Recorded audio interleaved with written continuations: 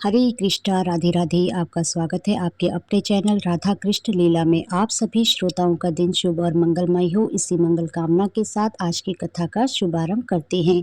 एक समय सभी नव ग्रह सूर्य, चंद्र, मंगल, बुध, बृहस्पति, शुक्र, शनि, राहु और केतु में विवाद छिड़ गया कि इनमें सबसे बड़ा कौन है। सभी आपस में लड़ने लगे और कोई निर्णय ना होने पर देवराज इंद्र के पास निर्णय कराने पहुंचे। इंद्र इससे घबरा गए और इस निर्णय को देने में अपनी असमर्थता जताई, परंतु उन्होंने कहा कि इस समय पृथ्वी पर राजा विक्रमादित्य हैं जो कि अति न्यायप्रिय हैं, वे ही इसका निर्णय कर सकते हैं। सभी ग्रह एक साथ राजा विक्रमादित्य के पास पहुंचे और अपना विवाद बताया, साथ ही निर्णय के लिए कहा। राजा इस समस्या से अति चिंतित हो उठे क्योंकि वे जानते थे कि जिस किसी को भी छोटा बताया वही कुपित हो उठेगा। तब राजा को एक उपाय सूझा। उन्होंने स्वर्ण, रजत, कांसा, पीतल, सीसा, रागा, जस्ता, अभ्रक और लोह से 9 सिंहासन बनवाए और उन्हें इसी क्रम से रख दिए।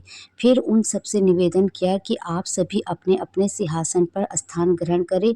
जो अंतिम सिंहासन पर बैठेगा वही सबसे छोटा होगा। इस अनुसार लोह का सिंहासन सबसे बाद में होने के कारण शनिदेव सबसे बाद में बैठे, तो वही सबसे छोटे कहलाए। उन्होंने सोचा कि राजा ने यह जानबूझकर किया।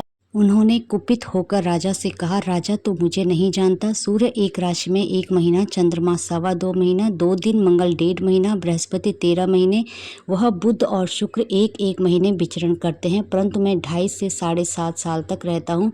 बड़े बड़ों का मैंने विनाश किया है। श्री राम के 7.5 आने पर उन्हें वनवास हो गया। रावण की आने पर उसकी लंका को बंदरों की सेना से परास्त होना पड़ा। अब तुम सावधान रहना। ऐसा कहकर कुपित होते हुए शनिदेव वहां से चले गए। अन्य देवता खुशी खुशी चले गए। कुछ समय बाद राजा की 7.5 आई, तब शनिदेव घोड़ों के सौदागर बनकर वहां आए। उनके साथ कहीं बढ़िया घोड़े थे। राजा ने यह समाचार सुन अपने अश्वपाल को अच्छे घोड़े खरीदने की आज्ञा दी।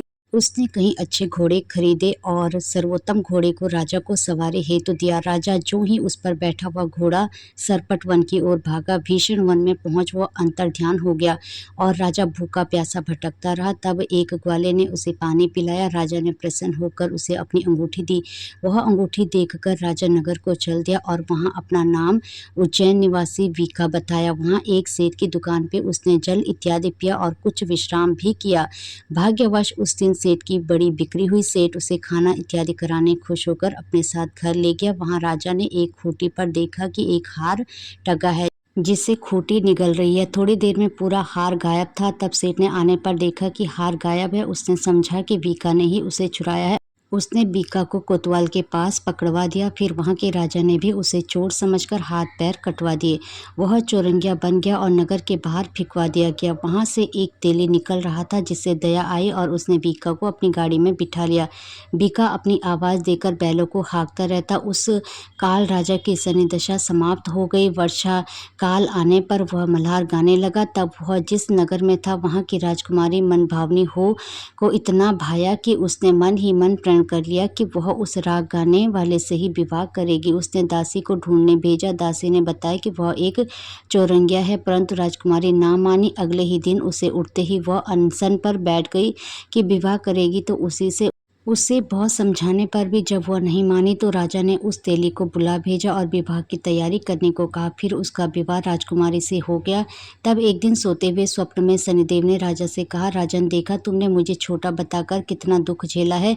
तब राजा ने उनसे क्षमा मांगी और प्रार्थना की, हे शनिदेव, जैसा दुख मुझे दिया किसी और को ना दे। शनिदेव मान गए और कहा, जो मेरी कथा और व्रत कहेगा उसे मेरी दशा में कोई दुख ना होगा। जो नित्य मेरा ध्यान करेगा और चींटियों को आटा डालेगा उसके सारे मनोरथ पूर्ण होंगे। साथ ही राजा को हाथ पैर भी वापस दिए। प्रातः आंख खुलने पर राजकुमारी ने देखा तो वह आश्चर्यचकित रह गई। वीका ने उसे बताया कि वह उज्जैन का राजा विक्रमादित्य है।